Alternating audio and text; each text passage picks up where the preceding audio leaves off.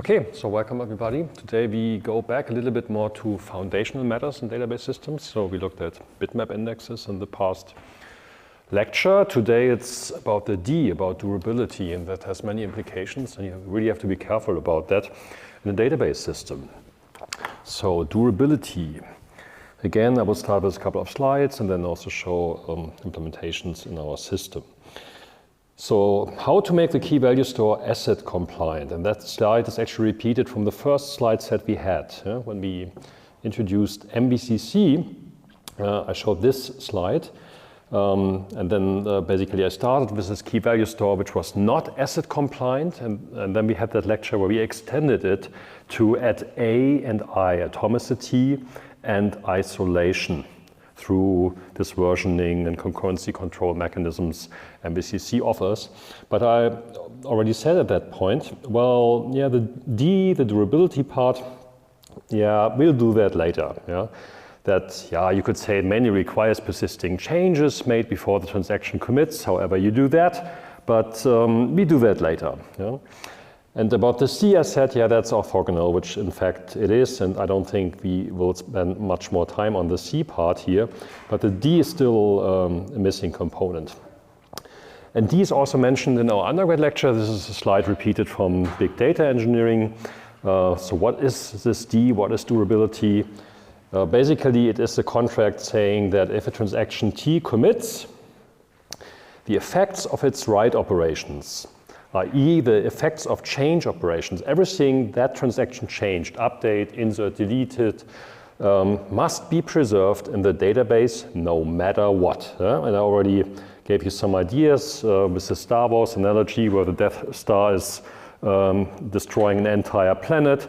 There is no such thing as perfect durability, it's always a trade. Yeah? There's always, yeah, you can get very, very good. You have like 99.9% and you can increase it to 99.9.9% durability, but there's no such thing as 100% durability. It doesn't work. Yeah, but then there are scenarios like you have a transaction, for instance, a bank transfer that commits, but then there's a power failure and the information about this bank transfer is gone. And then you have to worry about questions like, were the changes persisted on hard disk, SSD, before the power failure? Yeah, could it be that the changes were just in main memory? In our implementation, everything is in main memory. We didn't persist anything so far. Which of the changes were in main memory, which were not? How do we determine this? Is it possible that only parts of the changes were persisted? So you can also ruin atomicity and consistency if you don't get durability right. Yeah? As with this bank transfer example, yeah, you only removed money from one of the accounts, but never added it to the second account. Yeah, then here goes your atomicity. Yeah, so that's a difficult problem. And here's another slide from the big data engineering lecture about durability. So what is implied by durability? So we need to protect the database against errors of any kind. And that's a big word, any kind. Algorithms and systems must be designed in such a way that durability is guaranteed in the event of errors of any kind, from software errors to catastrophic errors, no matter what. And that is not easy, but it can be done. And what does catastrophic error mean anyway? And I promised we will look at this in the database systems core lecture. Yeah, and that is today. Yeah? So today we will be looking exactly at the implications, at the techniques, and how to get that right. So this is more like a summary of the properties we observed already in our MVCC store, and what we learned, and what we can do, and what we probably cannot do. So there are these four things. Those are the crucial techniques and pitfalls we learned about already. So we have these uncommitted versions of ongoing transactions in this work in progress field, which also implies that transactions that are currently computing don't touch the committed database stuff. Committed versions are not touched. You have your own space, your work in progress stuff. It's separate and shielded from the committed versions. So that's cool, because while you're operating, nothing can go wrong with a consistent committed database state. That's very good. And that's already in sharp contrast to older database systems who didn't do that. So before versioning protocols, people updated the databases in place, updated in place, so operated on the committed version. And that wasn't such a good idea, but there was a time when people did that, and then you had to be even more careful about that. But we don't have to be so worried about that point. We already split this work in progress version from the committed version. Yeah, then we have these committed versions in this append-only list. So actually, once we when we commit a transaction, yeah, there is this moment when we move over the work in progress entries over to the committed list. But that doesn't mean that we overwrite any existing committed entry there. We don't change anything. It's all about appending. It's all about appending to that list. Yeah, moving a work in progress entry over to that list means appending something to the list. We do not overwrite. We do not modify the existing list of committed entries. So that's another important properties of what we did so far. And that will also make our life a bit easier later on. Yeah? So we do not have to override existing committed versions. We simply append to those lists. Then the third is, when returning from a call to commit, we do not guarantee yet that the changes made by the committed transaction have been made durable.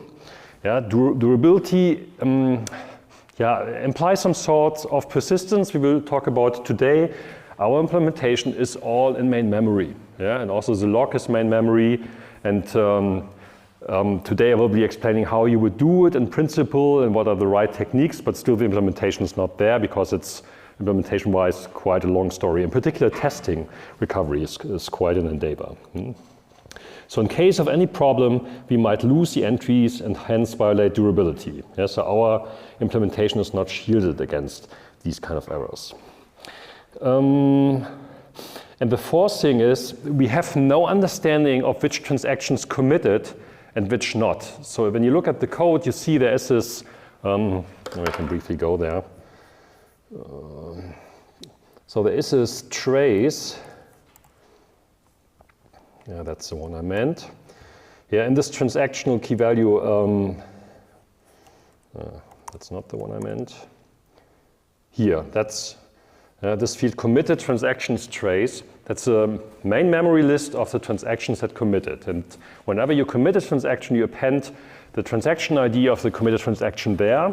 So this sits in main memory, but you crash, this information is gone. So it's not persisted in any way. So you have no notion of which transactions were successfully committed and which were not successfully committed, which is information we will need later on, but we don't have that. It's only in main memory.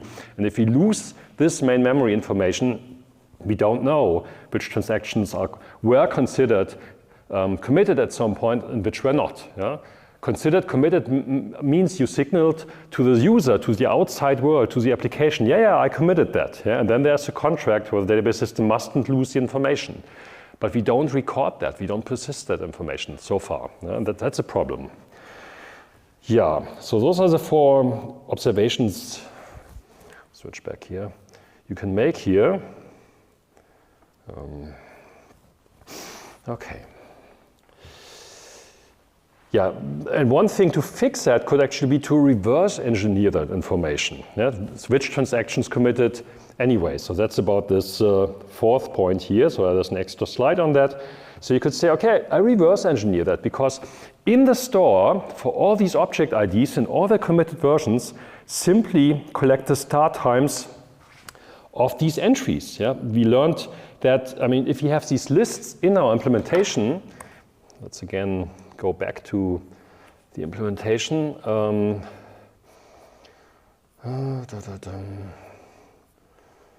Journal entry, no. Version key value store.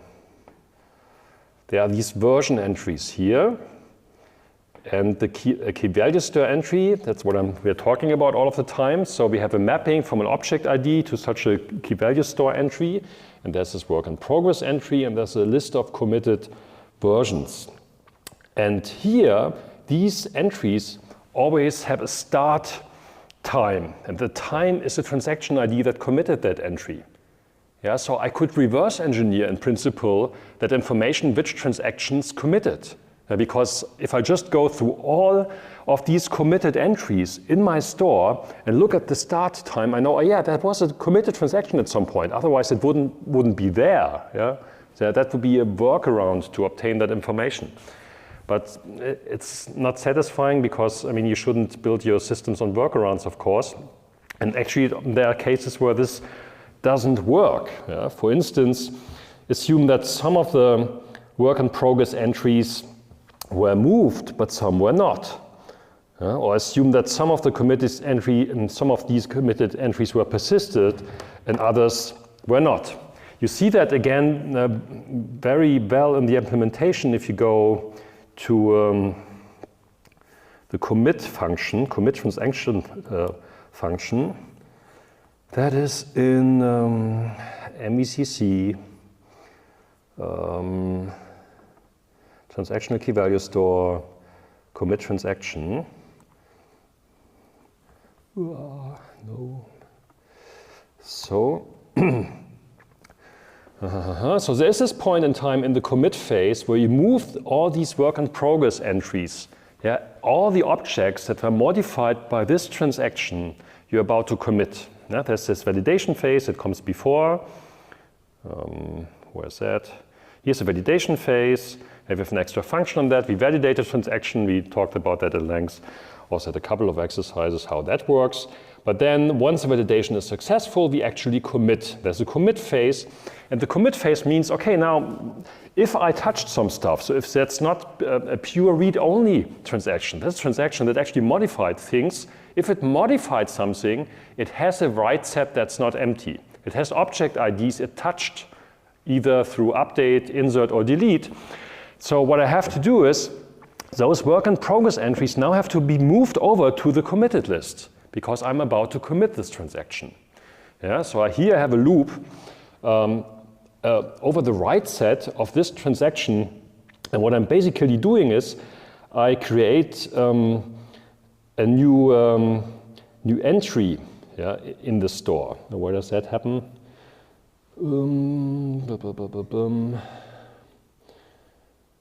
Where does it? So for object ID, does someone see where I create the instance here? Here, append. So here, okay, I just use the VIP entry as is. Okay, I can just move over the instance, of course. Yeah, so that's a committed list of this object ID. And I take the work in progress entry and just move it over to the list. And then the work in progress entry is set to none. Yeah? Also has a side effect that other transactions can modify that object ID later on. But that's basically what I'm doing. I'm moving over all these work in progress entries. And now assume that this loop is only partially executed. Partially executed means, okay, as I'm violating atomicity, of course, because not all of the changes get visible. And then you will have entries, and that was what the slide is showing here. You will have entries in those lists. In the committed list, you will have entries from a transaction that never committed. Yeah, because some of its actions are there, some of its versions are in the committed list, but others are not. So it's just partially moved over those changes. And that's not how you should commit a transaction, because all of the changes have to be made visible. Yeah? So that's something we don't detect because this moving over the work in progress entries is not atomic. It's done in a loop. Yeah? So we have to fix that. Okay, is that clear, the problem? Yeah, kind of. Questions? Okay, yeah, so please ask questions. Something is unclear. So what is missing to make our store support durability? So there are two main problem areas to solve. And the first is durability on commit, what I just mentioned. Yeah, we have to make sure that if the system says, yeah, I committed the transaction, it's durable, that the changes are durable. So when a transaction commits, latest at that point in time, before returning the call and saying, yeah, I committed it, we must somehow persist its changes in a way that we never lose these changes ever again. Okay, good. The second problem, however, then is durability for error scenarios. So even in the presence of software and hardware errors, we must later on still be able to access all changes made by the committed transactions. So no matter what happens to the system, to our devices, to hardware and software, you said at some point it's durable. Then it's durable. There's no going back from that. You must make sure that it's still durable no matter what. Let's look at problem 1 first. So durability on commit. So let's just repeat it here, the problem again. And one easy solution, of course, is you force entries to disk, SSD, or whatever persistent storage medium you have before committing. So you flush all of the committed versions of modified object IDs, so all the object versions, to persistent storage before returning the commit call. This, however, has a problem that depending on how you organize your store, that may lead to a lot of random I/O. Yeah? Because in the worst case, I mean, assume a transaction that touched, or whatever, 1,000 different object IDs, then what you would have to do, you would have to flush all of these entries. Yeah? And in the worst case, you have one random I/O per object ID. That may be a lot for a single transaction. Yeah? You touch 1,000 entries, and for each of them you trigger a random I/O. So again, if we do the back of the envelope calculation, recall that for a hard disk, random I/O is on the order of 5 to 10 milliseconds. 5 to 10 milliseconds times 1,000 is 5 to 10 seconds. 5 to 10 seconds to commit the actions of a single transaction. That is insane. That's performance from the 80s. You don't want to have that. Yeah? That's crazy. Yeah? No one does it like that. So that's really, it's really a problem. Yeah? So in theory, this works. Yeah? In practice, yeah, I don't know. So a central idea to what I'm explaining today is we convert random I/O into sequential I/O. So rather than flushing all of these changes to the store and triggering all of that random I/O, we write the change information, a database log, aka journal, aka stable storage, to a separate device or file in a sequential manner. And this file is called the log file. Yeah, so rather than accessing the store directly, we now, in a sequential operation, write down, okay, I changed object ID 42, that's a new value, 43, new value, 70, new value, and so forth, and so forth. And I can do that, I can just append that to a file in a sequential manner. And as we learn, sequential I/O is so much faster than random I/O, chances are high that this operation is so much faster than triggering all that random I/O. So we need a log file, aka journal, aka stable storage. That is an append-only file. It records the information about all the changes done by all transactions.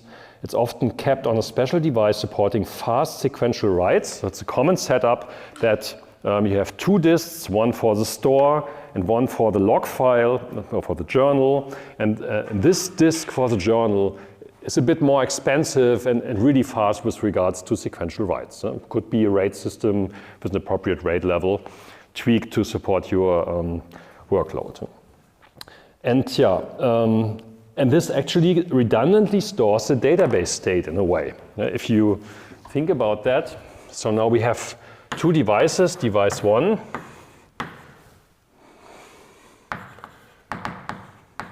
device 1, and device 2, and here's our store, and here's the log. The idea is you kind of save the same information in different ways. You persist the same information in different ways. Yeah? So it's a kind of redundancy. It feels a bit like a RAID 1 level in a way. Yeah? Though the format is different here. Yeah? So we see that in a moment how that works. Yeah, but for the high-level perspective, it's really kind of a copy of what you would be doing in the store. However, with a central idea that you convert the random I/O into sequential writes. So all you do here in the log you ever do is append. You write sequentially to the file. And if that's on a separate disk, that also means you never have to move the disk head in a random fashion. It's just writing sequentially. Yeah, this still has one problem, and that is it's still not a great idea to trigger I/O operations for each and every transaction separately. as these I/O devices are block-oriented. Block-oriented meaning we talked about that when talking about storage. And that's why we do this now after introducing storage. Now we can talk about durability. Before we were not able to talk about that. When you don't know about storage, you can't really talk about durability. That's why we talk now about that. Block orientation meaning, yeah, you don't really access single bytes in a file. You access blocks of data, like a page of whatever 4K or 16K or whatever.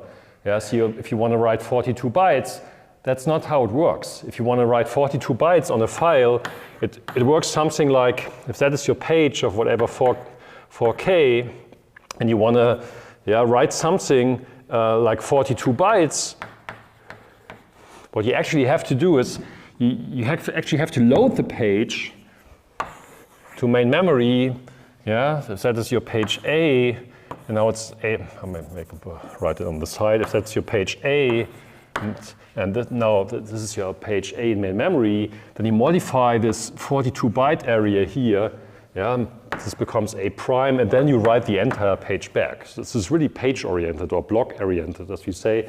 Of course, this is a parameter, depends on the device. So that's not the great fit. Yeah, if you really want to commit a small change of a transaction that's smaller than a page and push it here, it's not a good fit to the underlying devices. And the solution to fix that is group commit. Many systems do that.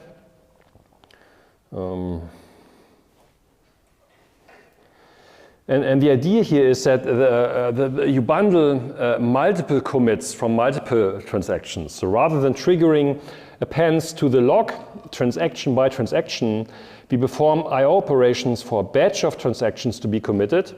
We concatenate their data to be written and send a single append operation to the log file. If that single I/O operation was successful, we inform all transactions in the batch. So in this scenario, that would mean that you have your log file, and now you're about to commit transactions. So rather than writing out the same page multiple times, which technically you're not allowed to, because it's append only, you bundle the data from multiple transactions on such a page. And only when the page is full, you flush it, you append it to the log in a single I/O operation. And once that is done, you return the calls for all of the transactions whose data was now persisted in the log. That's called a group commit or batch commit. Yeah, and with that you only write the page once, you fill up the entire page, so the I/O operations don't become a bottleneck. And what are the downsides of that?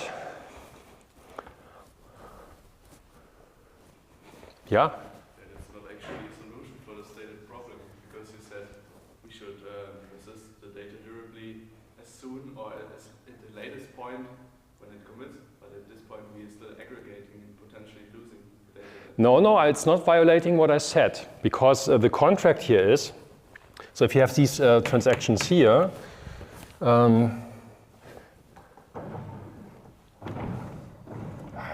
this button is broken.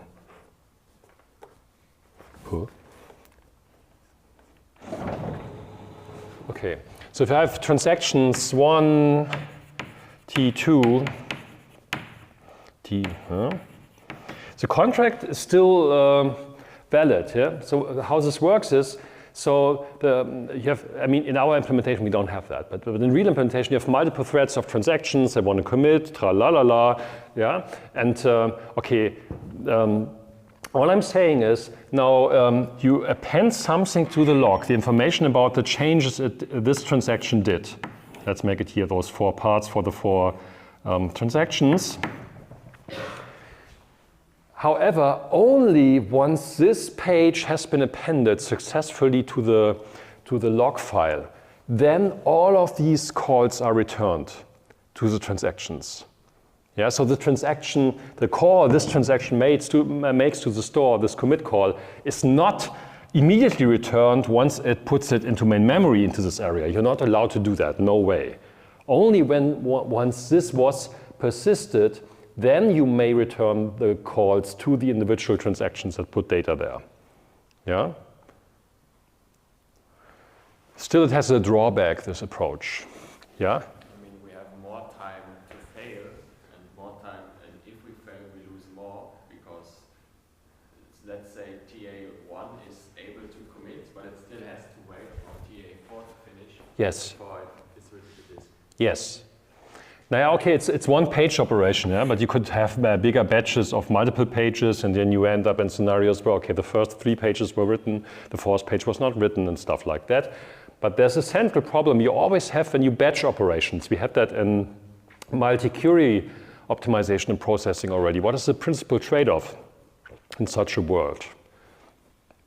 Yeah, if you don't execute an action immediately, but wait or collect a couple of operations and then execute them in a batch. What is the trade-off here? What are the pros and what are the cons of such an approach? Yeah? Maybe it's the waiting time, because all the transactions, they should wait until the page is complete. Yeah, exactly. Yeah, that's a standard problem in batching. Yeah. So if you put it on the timeline, that's exactly the point. Yeah, if there is time and you have transactions coming in, whatever, transaction 1, 2, 3, 4, 5, 6, 7. So in standard operation, transaction at a time, you would expect, okay, this is being executed and return the call, executed, return, execute, return one by one. Yeah, so they don't have to wait for other transactions. Yeah. The execution time, or let's say the round trip time or end-to-end time of transaction doesn't depend on that. Hold on. In this world, if it's like 4 transactions, so all the calls are only returned here once this batch was written. Yeah, then this will return. So this means the perceived time, not the time it does meaningful computation, but the perceived time of this will be relatively long, but it will has to wait for the page to be committed here to the log. Yeah? There was a question? With this approach, assume that we have a sequence of transactions which depend on each other. For example, No. No, that's a question. That's not an answer. So that's a no matter what. There's a specific, again, so our implementation is not multi-threaded for various reasons because it would complicate matters.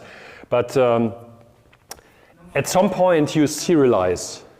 Something else. Okay, when, for example, transaction 2 depends on transaction 1. Depends. Yeah. In which way depends? It's, for example, your banking account, you are going to transfer some money for 3 times. First, you should transfer for the first time, and then second time, and then the third time. Okay, but then transaction 1 was committed first? It should be committed, and Yes. then we can do transaction 2. Yes. With this approach, can we even do that? Because Okay, but then I would question the semantics of the application using the database system, because why aren't those bundled into a transaction? Because the database system doesn't know about that. For me, it's just, oh, there's a transaction coming in, there's another transaction coming in, and that they are somehow connected, I have no idea about that. Yeah, if you feel like as an application developer, okay, this change is somehow connected and this depends on this stuff to happen before, then maybe you should bundle the entire thing into a transaction. Depends on what you have in mind. maybe that's possible, but if we have a sequence of transactions, not in one, it's possible. For example, we have 2 variables A and B. We increase B, and then we want to decrease B and increase A, but B should be increased. So the first. Remember, hold on, maybe we can put it on the blackboard. So the scenario is what? So we have transaction 1.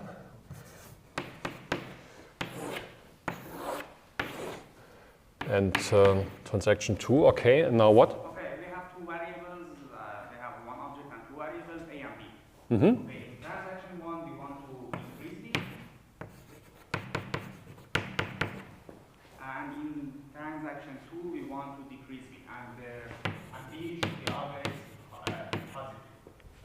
B should always be positive? That's a constraint that we have. So the first transaction should be committed before transaction 2. Should be, but okay, then it means you have a commit here or what? Okay, but the point is in this approach, the transactions can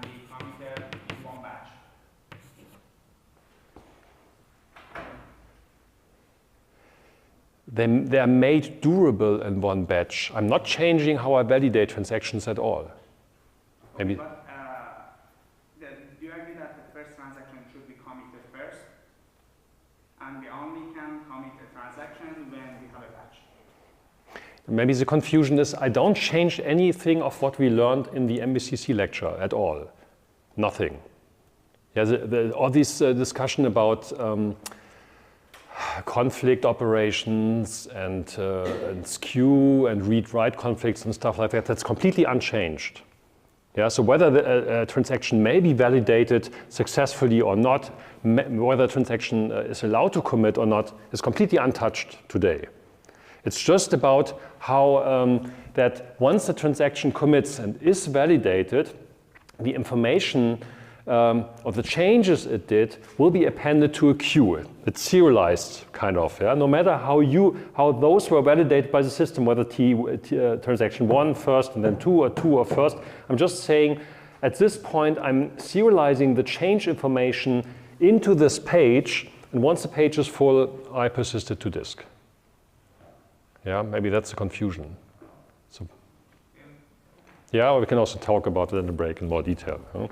But this MBCC lecture is really unchanged. Right? It's just about how it persists the changes, and the idea of group commit or batch commit is just to collect the stuff.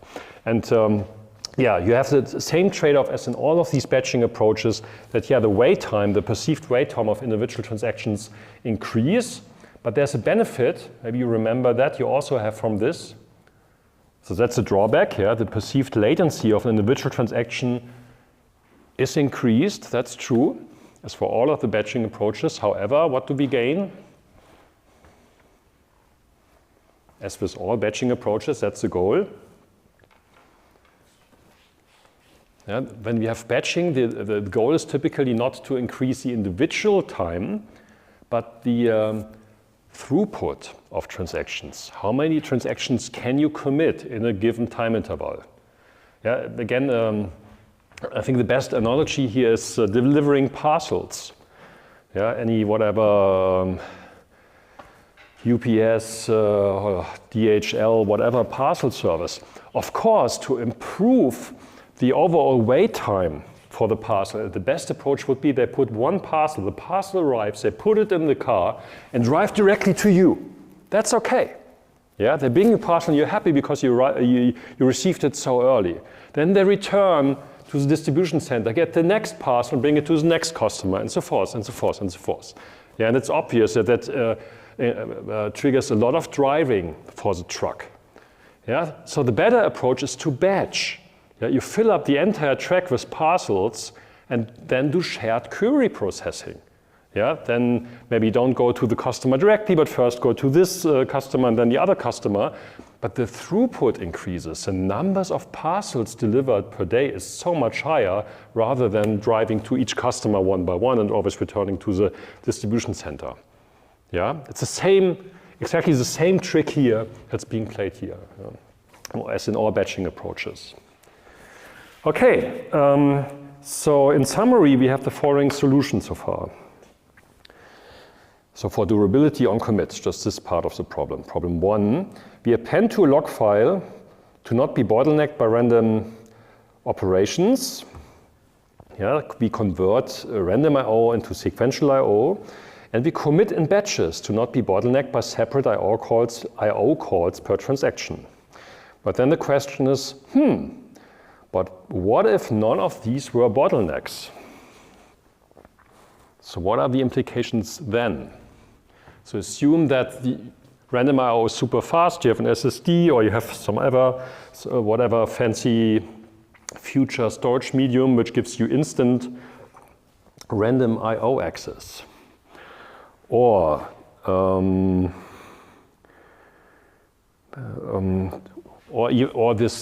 this problem with a limitation of the underlying storage units, this block orientation is gone. Maybe you have eventually storage medium where you can persist stuff. I think persistent RAM goes in that direction already a little bit, in smaller chunks. Yeah, so you don't have to fill up a page before committing these transactions. So if these limitations were gone, So what then? Are we done, or is there something left to do?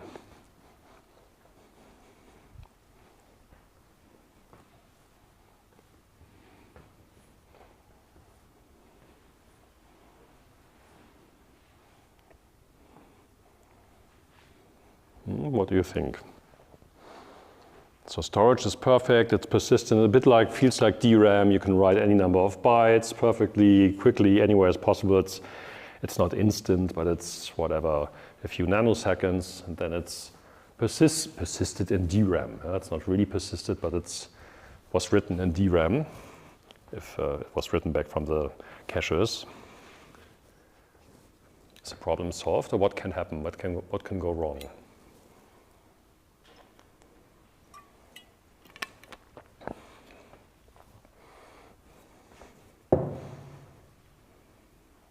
Yeah? Yeah, if you encounter hardware failure, actually, very good answer. That could happen. Yeah. So basically, if anything happens while writing the new version back into the store, you might end up in a situation where you ruin the committed version, the consistent version. You're trying to write the consistent version. I mean, it's easier to explain in a hard disk scenario.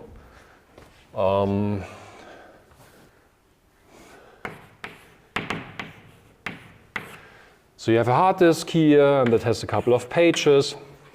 Let's make it kind of similar to what I had there. That's a hard disk, or SSD or whatnot, and this is DRAM.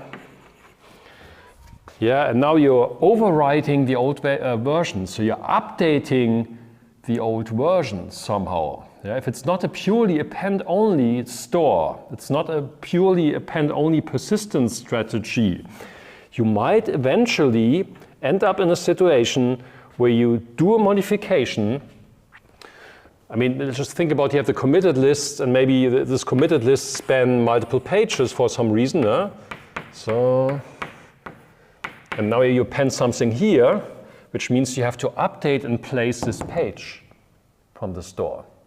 And if anything goes wrong while updating this page, you might be losing that page on persistent storage. Yeah? So if the hardware, if the disk says, yeah, I'm sorry, there's really a disk error here. So when you write this down here, you're losing not only the stuff you're about to write, but also the stuff here.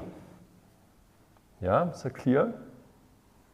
Yeah, so that's a risky strategy. I mean, this actually, so this may work if you organize your store in an append-only fashion, similar to what I just explained with the log.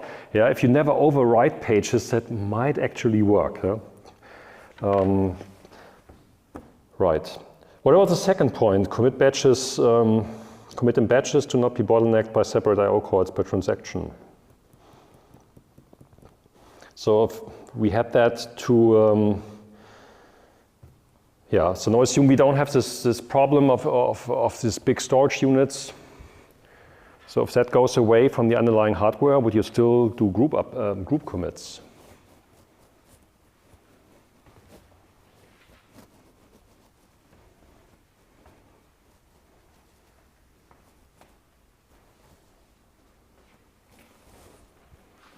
No, not really.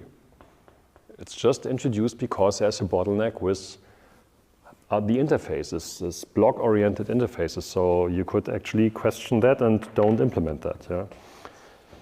Right. Okay. Yeah. And with that, we enter the bigger and more challenging problem. That's problem 2. Durability for error scenarios. Yeah? So even in the presence of software and or hardware errors, we must still be able to access all these changes. So let's look at a couple of these scenarios.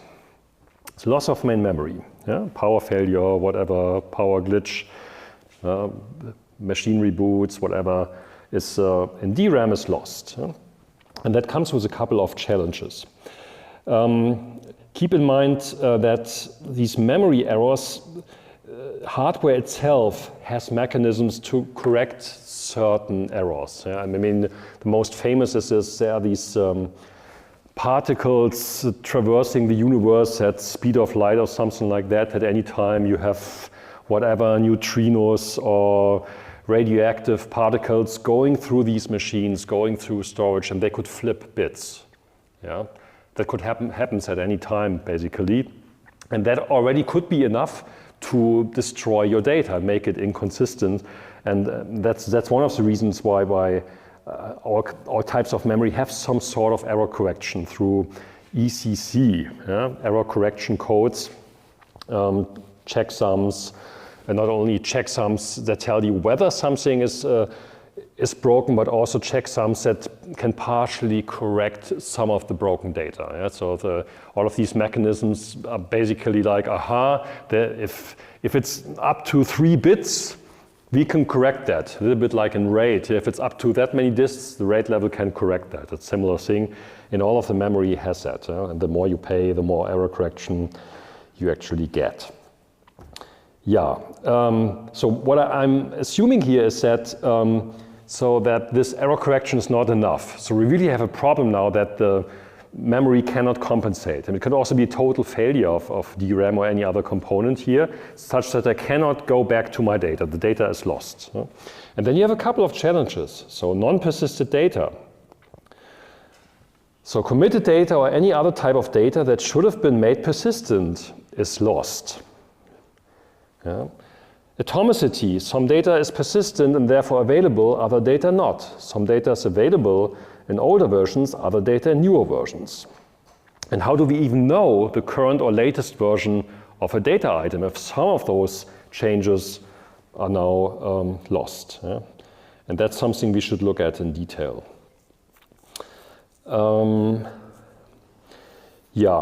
So here in the following, I will show a couple of scenarios that may happen, and this is a different visualization. Again, we have the storage hierarchy, and we have a split layer. Now we have a database store persisting somehow with some storage technology, the changes made to our store, to the key value store of the system, and have a log file that persists the changes I did in a separate sequential append-only log file. And then you can look at different scenarios. For instance, what if you lose the database store? Well, yeah, then if you organize your log well, you should be able to recover all of your data from the log. And as I said, you have basically 2 copies in 2 versions of the data, in the store and in the log. So if you lose one of those, should be fine. The log file, if you lose the log file, that could lead to problems. If this database system is still up and running, the data might still be available in DRAM or the database store. But there could be mismatches of data in the log versus the database store. And this is the reason why we'll soon introduce a contract that defines when to write what. This is called write-ahead logging. I will introduce that in a moment, but that would fix this problem. But now assume it's even worse. You lose both the database store and the log file. Oops, yeah? Then hopefully you have some sort of backup, some other copy, either a copy of your log file or a copy of the store, which then is typically outdated. I mean, how often do you back up? I mean, for the production system we develop, we have a backup once every hour. Yeah? If the system goes down, we lose only the changes from an hour. That's one backup strategy. For my personal laptop, I think it's the same. And it sits on my desk. There's an external SSD, and I have one update per hour, and so forth and so forth. But depending on your workload, and depending on your application, that may already be too long as a time interval. So that's something you should tune according to, I mean, what are you willing to pay as a price? How much data are you willing to lose? How resilient do you want to be against these kind of problems? And you could also lose a backup. Why not? Yeah? And then hopefully there's another backup or another replica or something like that in another data center.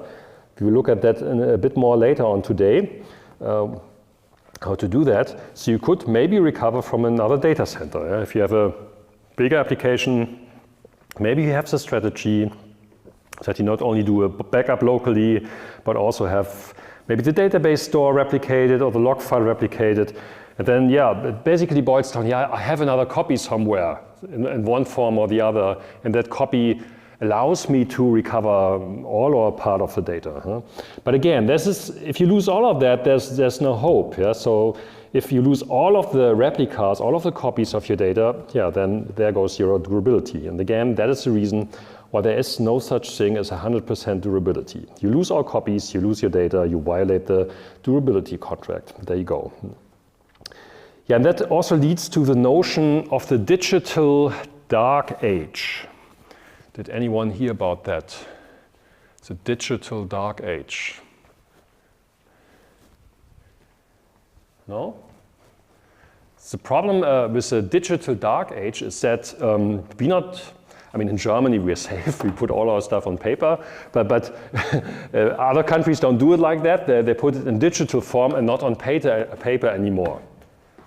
Yes, so we keep putting data on, we started putting data on CDs in the 80s, then DVDs and hard disks and now SSDs and so forth and so forth.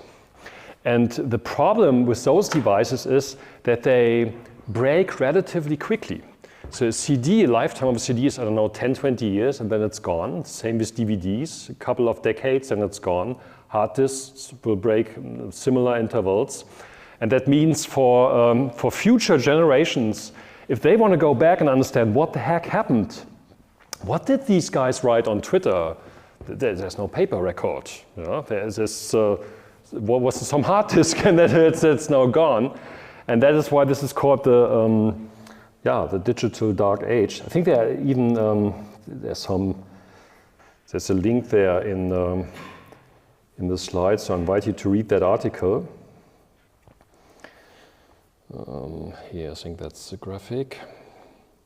Yeah, that's a type of medium, and there's also analog and digital medium, and then when it was invented, and the lifetime. So we still have this clay or stone tablets we detect. Yeah? We still have oil paintings we detect from previous centuries, but just imagine someone finding a hard disk 500 years from now. Will that person be able to decipher what the heck is going on the hard disk? I have a hard time doing that with hard disks that are 10 years old. Yeah? So just recover the physical data available on the drive. That's one thing. And then the next thing is deciphering the data that's there. Not in the sense of that the data may be encrypted with some method, but what the heck is a file format even? How do I even access this bits and bytes spaghetti? How do I make sense out of that? What is a file format? I guess most of you bumped into that.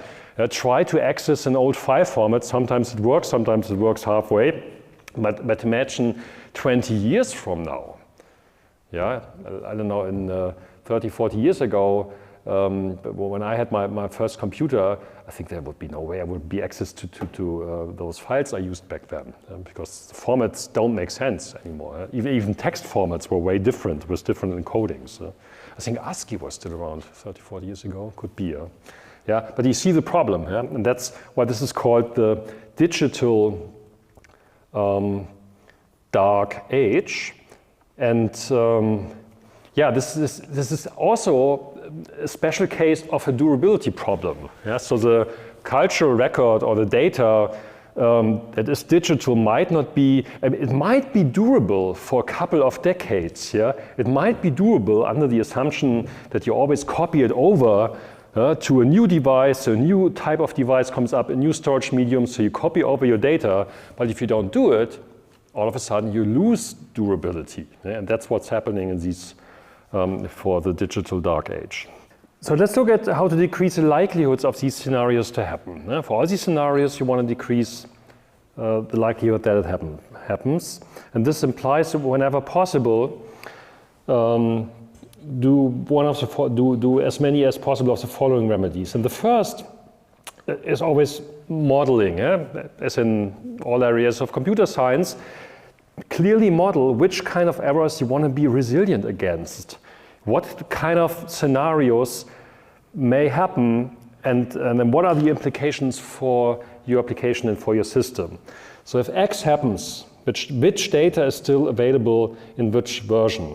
X is really no similarities fully intended here. If you haven't seen that yet, our president just announced that Saarland University is leaving Twitter finally. That is awesome. I invite you to read that. That's an interview he gave with Saarländischer Rundfunk.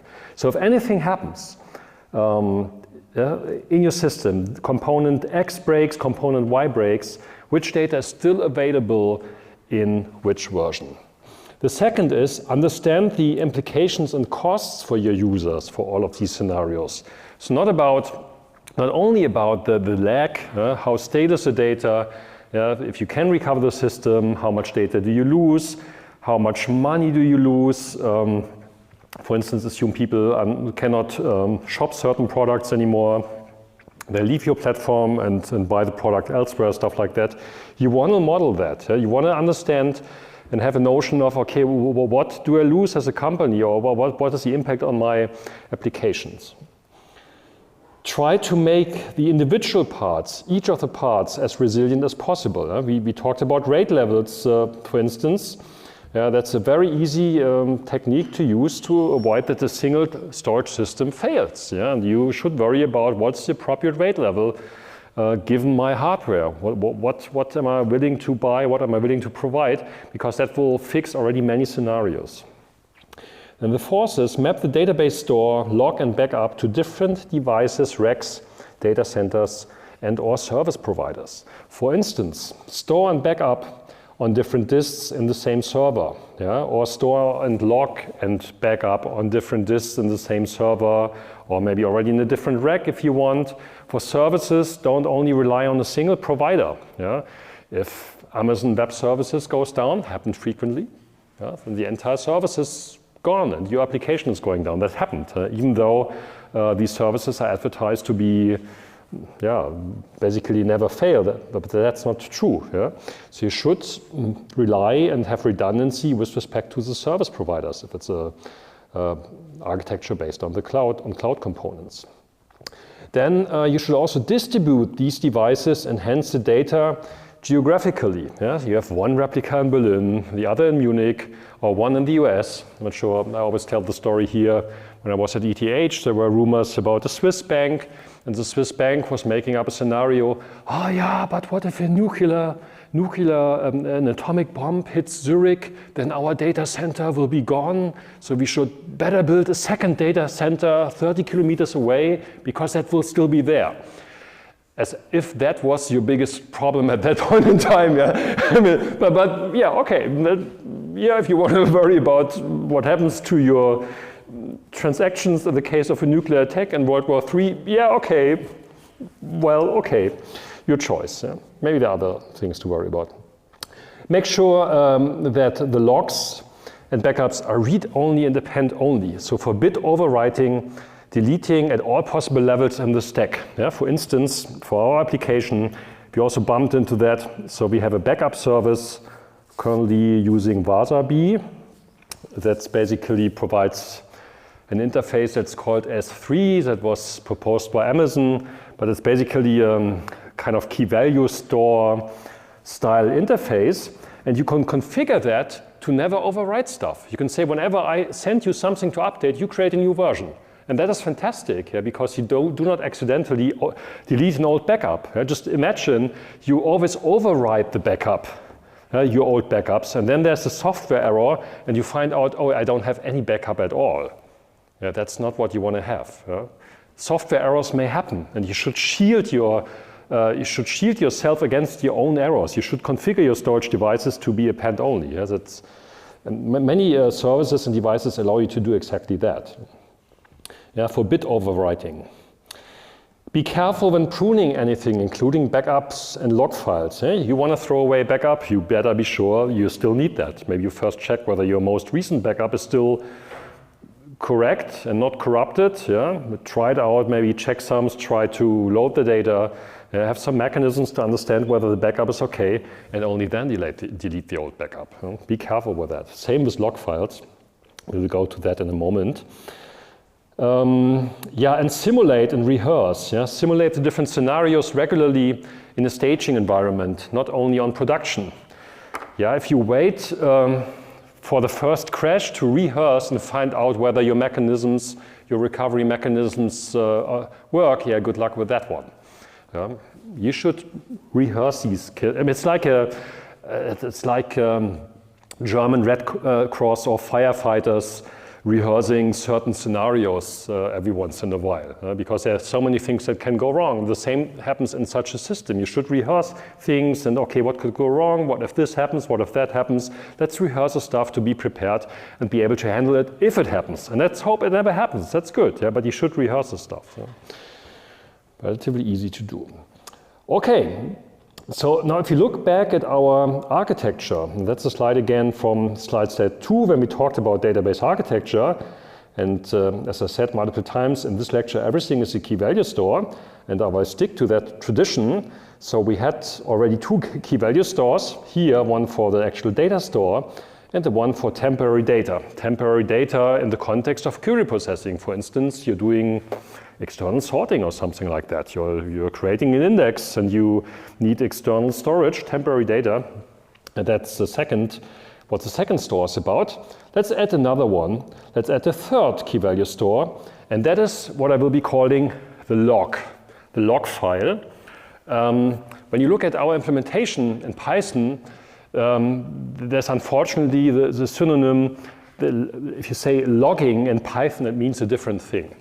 It means creating these log records to understand what your application is doing. Python logging means, yeah, you write some text information, yeah, this variable was set to this, and then the user clicked there, and then something like that happened.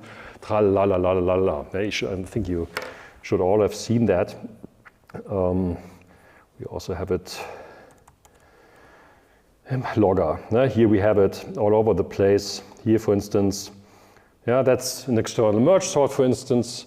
Yeah, that's a Logger instance, and then you can call different methods here, info, warning, or error. And then you can send any text here. Also JSON can be sent here, which of course is then easier to analyze. Yeah, and that is then sent to some output stream, typically being a log file. That's not the log file I'm talking about. That's a clash of the names here, really. Yeah. So therefore, in the implementation, I will be calling the database log in the sense of what I just explained. I will call it the journal. The journal file to just draw the boundary to logging. So why would you even log? Why would you create log records in your system anyway? What's the point of doing that? Anyone has an idea? If you encounter very frequent error while your program is running, it might be very hard to reproduce it, but if you have a log, you can kind of already see what happened during that one. Yeah, very good. But I mean, I can always test and debug the system anyway, so why would I do that? I mean, you can find that in the debugger, so why do you write log entries? And also, if someone else is using a software, then Yeah. you can't really go to Yes. their machine and debug their software, but they can send you the log file. Exactly. Yeah, that's the point. That's what I was trying to challenge you a bit. Of course, if your system is running locally on some fake data and you have full access to everything, hey, you put it into the debugger if you have access to the source code, but as a developer you have, of course. But the challenge is understanding what the heck happened with the customer, either on the customer's device or on the production server. That's much harder to debug. You can also debug the production server, but maybe you shouldn't do that. But if you have log records, that's so much easier to understand, this happened and that happened and here then, oh yeah, the variable is complete crap. Yeah, oh, that's a bug, we have to fix it. Yeah, and of course, in an ideal world, that's not necessary because you wrote your tests perfectly, you detected all of these bugs ahead of the time, you verified your software, nothing can go wrong, there are no bugs in your software. So you don't need logging, of course. Yeah? Maybe that's what you take away from some courses in your degree. No, that's not. Reality is there will be things for guaranteed you never thought about. It's going to happen. And then you sit there, you can't debug that. How do you do that? And logging and having log records is super helpful. And that is why all decent production systems should spill out log records like crazy. Yeah? Software typically spills out log records like crazy. There's separate search engines allowing you to search through these data and structure the data. Actually, we have Elastic for that, for instance. There's expensive products that help you to sieve through these gazillions of log records. Okay, but just for terminology, so I will be calling this a journal, and you see that in here, go to init.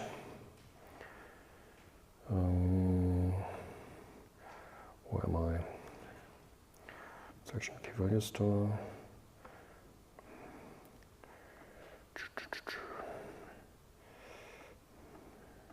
Where's my journal? So I don't have it as a parameter yet. Yeah? So here I'm doing it. So that's the journal I will be talking about in a moment. Yeah? So that's basically what I show here on the slide. It's called journal in our implementation. Yeah? Journal versus a Python logging. Okay, and here again is an extended and so partially repeated explanation. So we have these three key value stores. The trick I'm playing for the log, however, that's important to keep in mind, when I persist anything, so whenever I call flush on any key in the key value store or write anything to disk, the underlying organization of the key value store is append only. So from the point of view of storage, it looks just like as a standard log file. I'm just appending to the log file. However, the structure I keep in main memory is a key value store where I can access particular keys. Yeah, that's the trick I'm playing, and that allows me to be still super efficient, have properties of the log file, however, have direct access to certain keys. Okay, so what are our requirements? So we need a reliable log to track which transactions committed and which did not commit. Yeah, we had that workaround before, but that's not so great. During recovery, we need to commit transactions in the same order as they were committed during normal operations. So there you have to be careful.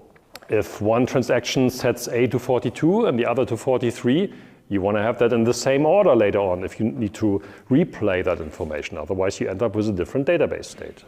So the order matters. In the log, we need to store so-called redo information. So redo information means, okay, in case something goes wrong, and in case I really have to analyze the log at some point, I have to be able to reapply changes. Yeah, so maybe I did that change before in my database store, but that was lost, for instance, due to losing main memory. Now I want to be able to reapply that, to redo that change in the store. So and that's also an important difference to Python logging. In Python logging, there's some text. Yeah, what do you do with the text? You spill out in you have it in different formats throughout your software. But here, the logs I'm spilling out can really be used in software to reapply changes. Yeah? That's an important difference here. And to be on the safe side, we will be using the write-ahead logging protocol. I will explain in a moment in much more detail. But that's a summary of the requirements we have for our recovery algorithm. And if you read about that also or maybe did anyone learn about recovery so far in any other course? Database recovery? That's actually good because there are many different algorithms out there, and some algorithms are more complex, and I will get to that in a moment as well. Some algorithms also require you to track undo information. Yeah, undo information is the inverse of redo. Redo means, okay, the change wasn't applied yet. Undo means I want to revert a change. Yeah? So I did a change, but I'm not happy with that, and I want to undo it. I want to go back to an older version. In our world, we don't need this stuff, which simplifies matters a lot. Yeah? So in the previous iteration of this lecture 2 years ago, we still used a method that's called Aries recovery that uses both redo and undo in the very fancy ways. You don't need that. Yeah? We simplify recovery a lot this year by building it directly on the MVCC store. Okay, so what is write-ahead logging? The idea is you write the log ahead of the data store. And basically means that at all times, for any change operation, and that can be read as an invariant, you first persist the log record reflecting the change, and only then, optionally, persist the change in the data store. Yeah? You first write to the log file, and then you write to the database store. And one thing that's often overlooked with this protocol is the second part here. Because if your data store uses a database buffer, our Python implementation doesn't do that yet, but we talked about the database buffer. So if you don't have too much main memory and you want to, you have more data in your store than you have available in main memory, you will be using a database buffer, of course. And then it may happen that the page gets evicted. I hope you remember this page eviction strategies, LAU and stuff like that. So page may get evicted. And if the page contains data from a transaction, any update operation, at that point in time, we must make sure that we first flush out the log records corresponding to that, and then evict the page. Evicting a dirty page always comes with writing that page back. Maybe I can. So you have a database buffer. You have a page A here. On disk, you load it into the buffer, then you modify it, and now if you want to evict the page to make room for other pages, because you want to load page B actually, but you don't have room for that, so you first evict A, you find out A is a dirty page. Dirty page means you first have to write back the dirty page to your storage medium. That's the write operation. At that point in time, you must still follow VAL, the variety head logging protocol, which means you first write out the log records that performed this change on A in the first place. Then you are allowed to write back the page. That's often overlooked in the variety head logging protocol, but it's very important. Otherwise, you create errors. Okay, right. With that, let's switch to this extra slide set with many, many examples on how variety head logging works. It's really important to understand. So this is a different view on a database system.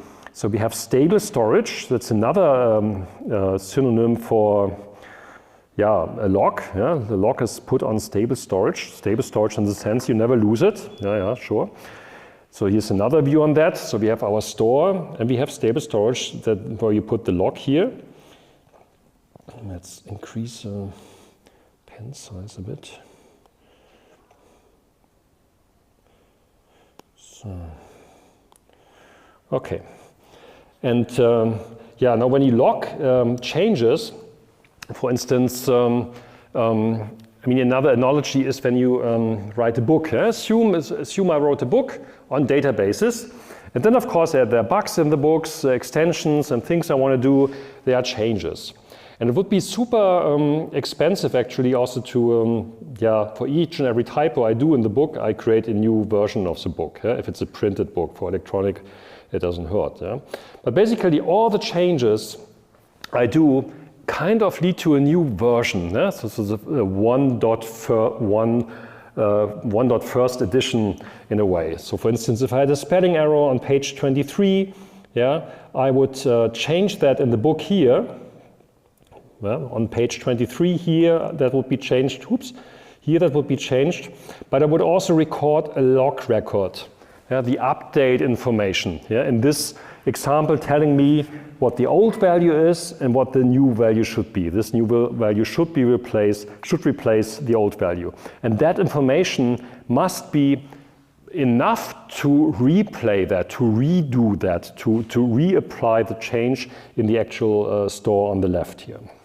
So for every change I do, I record that information. Now there's another one here, there's another one here, and there's another one there, and so forth and so forth. Right.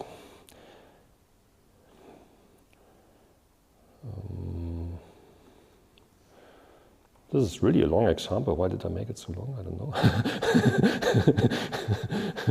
Okay.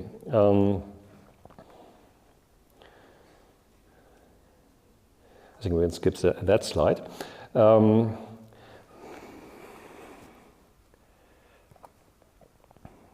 Right, so in write-ahead logging, now what happens is, this protocol you first append it to the log, or you persist it to the log, and then you apply it to the store. Yeah? And when you think about where the database buffer resides, that may lead to additional problems. So if you have multiple storage layers, so the store consists of parts of the store that sit in main memory and might have been changed, and parts of the store that were persisted to hard disk or SSD or whatnot. And on stable storage, so where the log resides, it's the same thing. So it might be that parts of the log were already persisted, but maybe the tail of the log was not persisted yet. So some data was not persisted. It's only in main memory. And there you have to be careful because that happens with a database buffer. So assume the following situation. We start with this. So it's the first edition of the book, so to say, or the first edition of our data object we are working on. And we have the same version here as we have it here on disk. Now, there was a change. So let's log it. So we put it here into stable storage, aka the log, aka the journal. And then we force the log entry to disk. Yeah, that happens here. Now it's persisted. Eventually we create a new edition here. You see it here, maybe make it a little bit bigger. So here we have a new version in main memory, but still the old version on disk, the persisted version of the store. Eventually we write that edition 1.1 to disk. That happens here. Now the new version made its way from main memory to the disk, which represents the store. Or that's one scenario, and that's complying with the write-ahead logging protocol. However, what may also happen is the following situation. So again, we start with this first edition of these books here. First edition here. Both versions are the same in main memory and on disk. Now we do a change. Again, we log it here in main memory, in the main memory part of the log. Then we apply it here in the main memory part of the store. Then we flush it to disk in the log. And then we flush it to disk in the store. And that is still okay. It's still okay with regards to write-ahead logging because when applying the change here in the store, I didn't write it out to the store backing, to the file backing the store. That is okay. That's not violating write-ahead logging. I would violate it if I first persisted it here and then persisted it there in the write-ahead log. That would violate it, but I didn't do it, so that's fine. And that's non-val, non-write-ahead logging.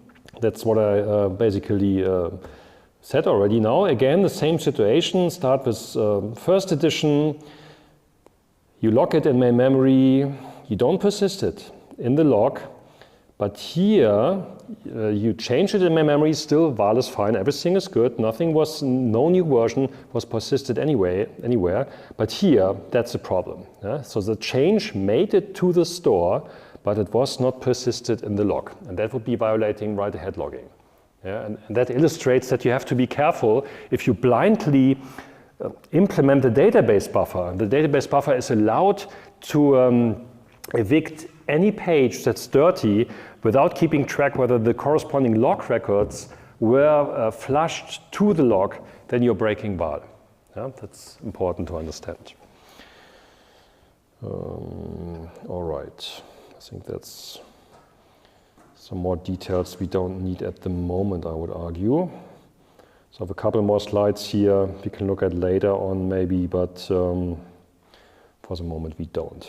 Okay, so let's go back to 13a. Right. So now we look at the recovery algorithm in normal operation, and we look at the recovery algorithm to actually do the recovery. So in normal operation, we write the log.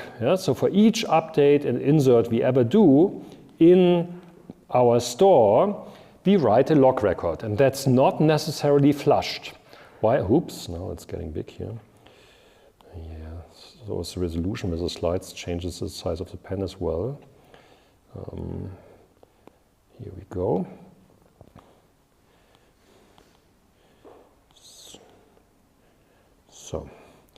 So we do not necessarily flush it, but whenever you do a change, whenever you call in the store update, delete any of these methods, you write a log record. Then, if the transaction wants to commit, you flush all the log records of that transaction to this persistent stable storage, to the log file, in other words. And again, I'm assuming that my log is organized in an append-only fashion, just like a traditional log. And I obey the write-ahead logging protocol, so I make sure that the data store is never flushed out before flushing the corresponding log records.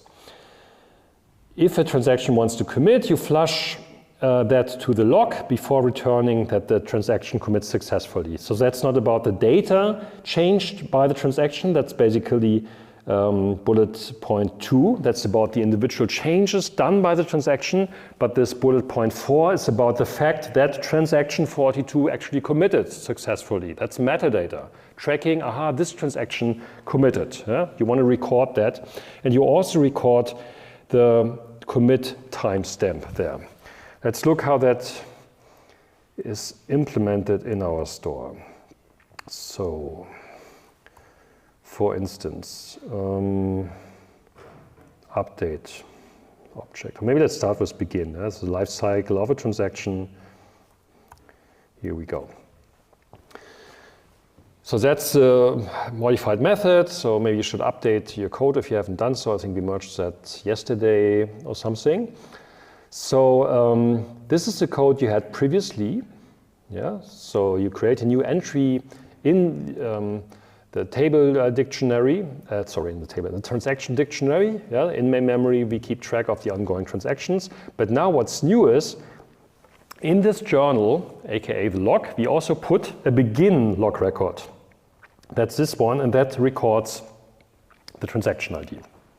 So if you look at the log records here in the implementation, I did it as follows. I have an abstract log record, or journal entry, that's how I call it. And here in the implementation, you will see previously I made heavy use of data classes in Python. I skipped that because PyCharm has issues with the type hints with data classes. So, there are several cases in the code you still see where everything is red. Hey, the type is wrong, you shouldn't be using it. Actually, the type is correct, but PyCharm believes it's wrong. This is fixed by a replacement library called Pydantic. So I'm using Pydantic, which does a similar thing here as data classes. So I just have to inherit from base model. And if you go here, you see, oh no, that's not what I want to do. That's basically the import I'm doing now. Right, and then I have all of these entries have their transaction ID. Depending on how you use these journal entries, you don't actually need to put it here. I still keep the transaction ID outside, but just to be on the safe side, I also record it in that journal entry. And then you have all these different types of journal entries here, like a begin record, a commit record that also records the commit timestamp. We already have that in our store. Then there's a abort record, there's an update record. In our store, the update can also be used to do an insert. So update doesn't mean that the object ID exists. Yeah? I can also use it as an insert to insert a new object ID. And there's a delete record, of course. Yeah? That's all you need. And now in begin transaction, that's basically what I do here, is I put an entry in into the journal.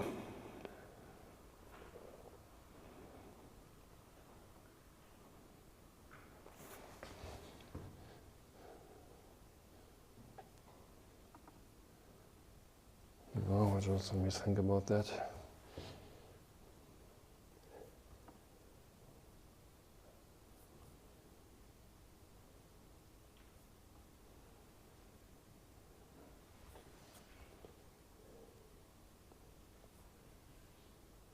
So it's an index. Yeah, there. Okay, sure. Confused. So it's not a standard. Okay. I have to explain that. So the journal we're using here is of type key value store. That is not a standard dictionary interface. That confused me. I was expecting square brackets. So I'm using a key value store as a journal, as explained before. And the key value store has a put method, of course. Yeah? So the put method here says, for this transaction ID, please add this value. And this key value store supports duplicates. So that means in practice that with each of these keys, you have a list of values associated with that key. Which means whenever I call put on 42 with a new journal entry, that will be added to the list. Which means for each transaction ID, I get the list of journal entries in the exact right order as they were added by the transaction, which is super important later on and super handy because I have my journal organized by transaction ID, which makes my life so much easier. It's not that I just append directly and you have journal entries from different transactions all over the place and somehow intertwined. No. That doesn't happen here. It's really like in memory, you keep it organized by transaction ID. And that happens here in begin transaction. Yeah, so that's basically the action, the new action I do here. And then, second thing, I modify the store. That happens here. And then you see that for all of the methods. So if you go, so we had begin, abort. Abort now has an entry here. Yeah, in the abort method, you see, put an abort record. And if you go to, let's say, an update operation here, it's the same code as before. Yeah, I do all kinds of checks, whether I'm even allowed to do that. But then before modifying the store, I write out such an update log record. Or journal entry, as I'm calling it in the code. Yeah, same method here, and once that is done, so following the write-ahead logging protocol, first I put it into my journal, into the log, and then I put it to the actual store. And then come all the changes in the store we talked about in the MVCC lecture already. Then the interesting thing is commit. Yeah? When you commit a transaction, so our commit transaction method we talked about before. So we have the validation phase, as before. If that's not successful, you call abort transaction, which will spell out an additional abort journal entry. But then again, I write out this commit journal entry with a commit timestamp to the log, and then I flush. So that's the only place where I actually actively, from the code, flush the journal. And if you go back to the contract of this, that's already written here in the documentation, I can optionally specify a key in the index to flush out. I don't have to flush out the entire log. I'm just saying, if that is specified, I have to make sure that all of the values that are associated with that key get flushed to the underlying storage medium. Yeah, so what I'm doing here by using this method is I'm flushing out all the journal entries belonging to this transaction ID. And the others I really don't care about. That's not my business. It's just about this transaction ID. Yeah? And as I said, underneath, as I organize, so that's not implemented yet, but you should organize it as an append-only file. You would still write that out sequentially as in the case for the standard log file. Okay, that's what I want to show here. So I can't show our material here today. Right. Yeah, that's what I can show for about that one. Yeah, that I explained already, the log in our Python database system. That's all append only, so we looked at that. Yeah, if you want and if you're interested, so there's an older video about where I explain Aries recovery. That's a very prominent method in databases. Many universities still explain Aries. We explained it 2 years ago already, and it's a relatively old video online where I explain that in all detail. It's one variant of the method. I think the easiest variant. There are more evolved methods, and it's a very prominent algorithm that is, for instance, that is used in variants by major database products, Postgres, Oracle. They all use this algorithm in one way or the other. But the message of my lecture is you don't need it. It's too complex. It's too complicated. You can do it simpler. And that's why this year I'm really explaining a simpler variant, which is more tailored towards our MVCC store. Yeah, Aries recovery also works in particular, works super well for non-MVCC stores. Yeah? And then you could, depending on how you organize your MVCC stores, still use Aries. But it's better to come up with a type of recovery that serves your MVCC store perfectly. So in other words, this has some legacy you really don't need anymore these days. And that's why I'm not explaining Aries anymore in this lecture. Okay, so how does the actual recovery algorithm work? So we will assume that the log is available, the log is considered the truth here, and we first ban all users from the database management system. And then recovery starts in 3 phases. The first is an analysis phase. So we make a forward pass through the log and construct the so-called winner set. Winners and losers, that's commonly used terminology in that space. That means we have a set of all, consisting of all transactions that have a begin entry in the log, begin journal entry. And then we define the winners are those transactions that also have a commit entry.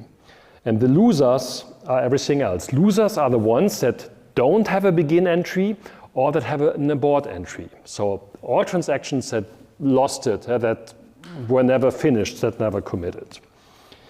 Then, in the second cleanup phase, we assume that work in progress entries as well as versions created by non-committed transactions may have been written to the data store. Yeah, so if you have a database buffer, as I explained before, it could be that you do a work in progress version and then the page gets removed and written to the database store. Be careful with that one with regards to logging, but assume it happened. Then you have to clean up your store first, and that happens here. Yeah, so for each object ID in the store, you have to remove its work in progress entries by setting it to none. And you also have to be careful that the committed entries in those lists only belong to winner transactions. So if a transaction was in the middle of moving work in progress entries to committed, you now have to remove it, because if a transaction has no commit journal entry in the log, it's considered a loser. And if it was in the middle of moving its work in progress entries to the committed list, that must be removed. Yeah, that's very important. And in the exercise of today, you should discuss what happens if you modify the database buffer to never evict work in progress entries and never evict committed versions of such losers. Yeah, that's you have different design decisions you can make, and one of the exercises today will be exactly about that. Yeah, and then the actual recovery algorithm works as follows. You make a forward pass through the log file, through that sequential file, and for each commit log record found, you check whether the changes in that log record are already present in the data store. If not, you reapply those changes to the data store. Yeah, so this is as it is named, the redo phase.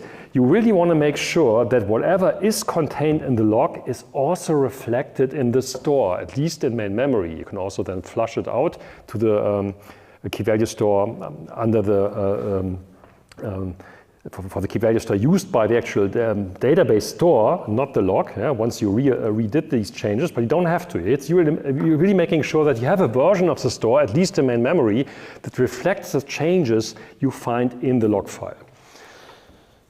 Yeah, and once you did that for all of the log records, for all of the commit log records, then you're good, yeah, because then you reapplied all of those changes. Now I'm running out of time, okay.